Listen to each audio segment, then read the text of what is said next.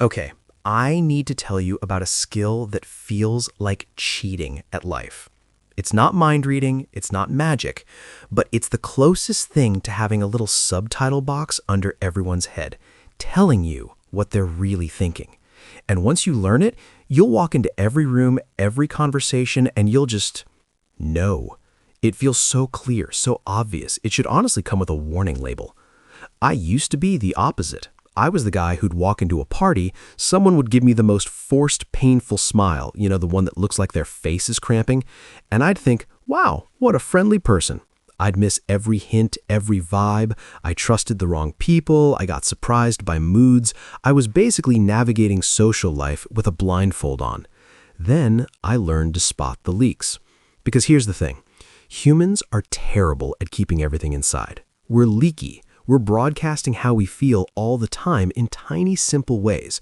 We just don't know the language. It's like everyone is speaking emotional Morse code with their bodies and faces, and most of us never learn to listen.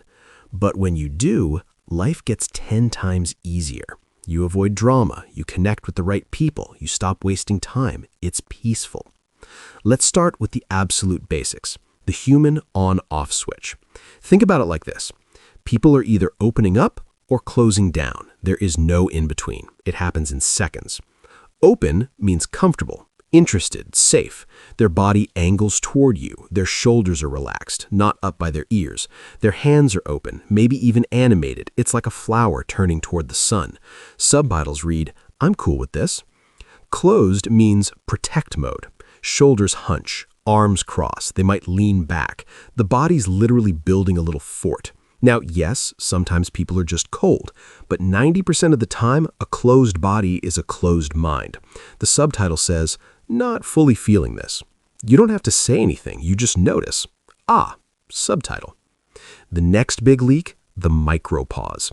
This is one of the most honest things a person can do.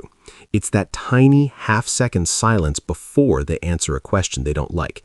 You ask, hey, are you upset about what happened earlier? If they're truly fine, they'll say, no, I'm good, almost too fast. If they are upset but don't want to talk about it, you'll hear it. No, I'm good. That little gap, that's their brain scrambling for the polite lie. Their brain is screaming the truth, but their mouth needs a second to catch up.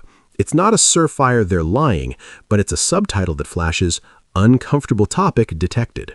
You don't call them out, you just file it away. Now you know. Let's talk about the eyes, not in a creepy, staring way, just notice. Eyes have two settings, landing and dancing. When someone is present and comfortable with you, their gaze lands on you. It's soft, it stays. It's like they're putting down a gentle anchor. When someone is nervous, hiding something, or just plain bored, their eyes dance. They dart to the door, to their phone, over your shoulder. Their brain is looking for an escape route. It's not a romantic dance. It's the jitterbug of I want to be somewhere else. Subtitle, mentally checked out. Now here's a fun one. The emotion speed dial. Watch how fast someone switches from one emotion to another. Real emotion moves like a big cruise ship. It turns slowly. Forced emotion moves like a speedboat. It zips around on a dime. Example, someone is telling a sad story, their face is down, voice is low, and then in a split second, they flip to a huge toothy smile and says, but anyway, enough about that. That whiplash, that's a performance. They're controlling the narrative. The fast switch is the leak. The subtitle says, pain, but please don't ask. People who feel what they feel shift gears slowly. It's natural. Fast shifts often hide the real stuff. Okay, let's get to the master key, the 3 hidden drivers. I believe most of what people do comes from one of 3 places, fear, desire, or ego. If you can figure out which driver is behind the wheel, you understand them instantly. The fear driver, this person is in protection mode. They avoid risk, new people, confrontation. They might seem shy, cold, or hesitant, but the subtitle isn't they don't like me, it's they are scared. Their goal is safety. The desire driver, this person is leaning forward. They want something, connection, approval, a sale, your attention. Their energy is chase. The subtitle is wants something here. The ego driver, this person needs to be seen as important, right, or superior. They steer conversations back to themselves. They one-up your stories. They give unsolicited advice. It can look like confidence, but it's often insecurity in a fancy hat. The subtitle is, needs to be the main character. See someone through this lens and their behavior stops being confusing. It's just math. Fear avoids, desire chases, ego performs. The beautiful, almost illegal part of this skill is it makes you more compassionate, not more judgmental. When you see the leaks, you stop taking things personally. That rude cashier, maybe their subtitle is exhausted or worried about a bill, not hates the world. Your friend who cancels last minute, maybe their subtitle is overwhelmed and ashamed, not flaky. Your boss who's micromanaging, subtitle terrified of failing. You see the human behind the behavior, and when you respond to that, everything changes. But yes, it also helps you protect yourself. You stop pouring energy into the desire driver who only talks to you when they need a favor. You stop confusing the ego driver's performance for genuine friendship. You give space to the fear driver instead of pushing them. You start making decisions based on what you see, not what you hope. The final piece of the puzzle, watch people in motion. The truth isn't in how someone acts when everything is still, it's in how they change. Watch how someone shifts when a new person joins the group. Watch how their tone changes when talking about money versus talking about their hobby. Watch how they act with their boss versus with their best friend. People reveal themselves in the transitions. A quiet person who becomes loud with one specific friend, that's their real them. A confident person who gets small around their parent, that's a clue. The contrast shows you what's real and what's an act. So, think of one person in your life right now, someone you find a little confusing. Got 'em? Now, just for a second, watch them, not with frustration, but with simple curiosity. Look for the leaks. Are they open or closed? Do their eyes land or dance? Is their driver fear, desire, or ego? You'll start to see it. The subtitle will start to flicker under their head. And that's when you realize this skill isn't about having power over others. It's about having clarity for yourself. It's about walking through the world awake, understanding the unspoken conversation happening all around you. It's finally reading the manual to being human. But hold on, we're just getting to the good stuff, the real ninja level, the stuff that makes you feel like you've got X-ray vision.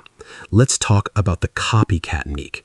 When someone likes you, trusts you, or wants you to like you, they will subtly mimic you. It's called mirroring.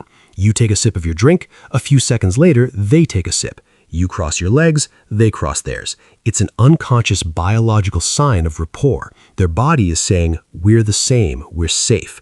Green light subtitle, connection active. If you're out of sync, you lean in, they lean way back. That's a subtitle. Guard up. Now let's talk about the compliment test. Pay attention to how people give compliments. A genuine compliment is simple, specific, and feels effortless. That was a really kind thing you did. It lands softly. A rehearsed or manipulative compliment often has extra glitter. It's too elaborate, too generic, or it feels like it's setting up a request. You are literally the most genius person ever to walk this earth, and I was wondering if you could do my taxes.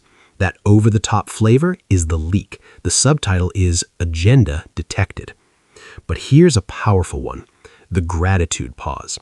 When you sincerely thank someone, watch their face in the first second. A genuine, humble person will often look slightly down or away with a soft smile, a little embarrassed. It's an aw shucks moment. Someone whose ego is tightly tied to praise will often hold your gaze with a sharp, hungry nod, almost drinking it in. Subtitle for the first, values connection. For the second, it can be values validation. Okay, group dynamics. This is where it gets cinematic. The dinner table read. Watch people's feet. Seriously. Feet are brutally honest. They point towards what we want or where we want to go. If someone is in a conversation but their feet are pointed at the door, their mind is already leaving. Subtitle, checked out. If two people's feet are squarely pointed at each other in a group, there's a strong connection. The feet don't lie. Also, watch who people look at first after a joke is told. Instinctively, we glance at the person we feel closest to or respect the most. It's a quick, unconscious check-in. You can map the entire social hierarchy of a table in 5 minutes just by watching the laughter glances.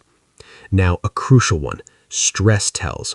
Everyone has a unique physical tell when stressed. It's not always touching their nose.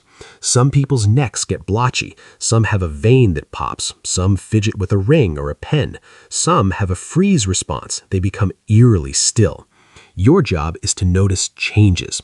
If someone is normally calm but starts tapping their foot wildly when a certain topic comes up, subtitle, "This topic equals stress." File it away. This leads to the golden rule. Look for patterns, not one-offs.